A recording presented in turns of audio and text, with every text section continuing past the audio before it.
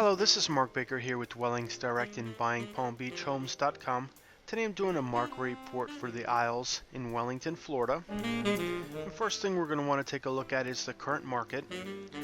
Now currently there's 31 properties that are on the market in Isles of Wellington. You have 7 properties that are under contract marked contingent, 3 properties that are marked under contract pending. Now I often get the question, what's the difference between the two? And the difference is this. With properties that are marked contingent, there's still some contingencies left on the contract that need to be fulfilled. Common types are in inspections and in appraisals. And once those contingencies have been fulfilled, it should then go pending.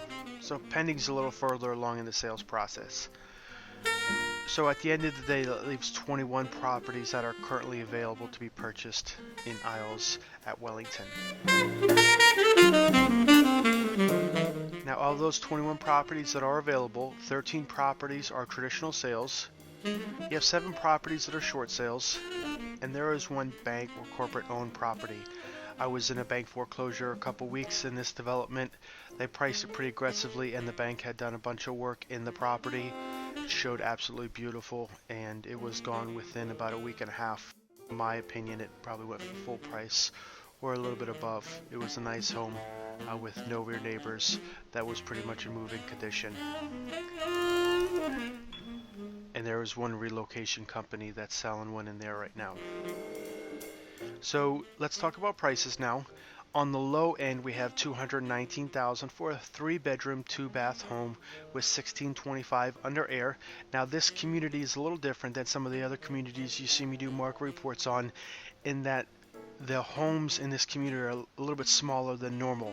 So you do have the low end of $1,625, so they tend to be on a price per square foot about a little bit higher than normal, but your prices are a little bit lower, so you have to take into account the small square footage of some of the models in here.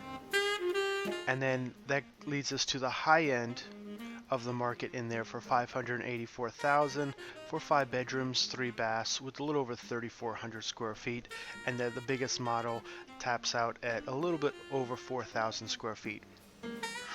And the median price currently in the community is $399,000 for 5 bedrooms, 3 baths with about $3,452 under air. So a little bit further breakdown on price. Currently there's only 2 properties underneath that $300,000 level. It is $1,625 for living square foot, which is the 219 property, and then you have another one that's a little over 1,900 square feet living area, and that's listed at $234,900. After that, it bumps up to about $330,000, which is a short sale. So the majority of the regular sales are in that $350,000 to, basically $500,000 price range.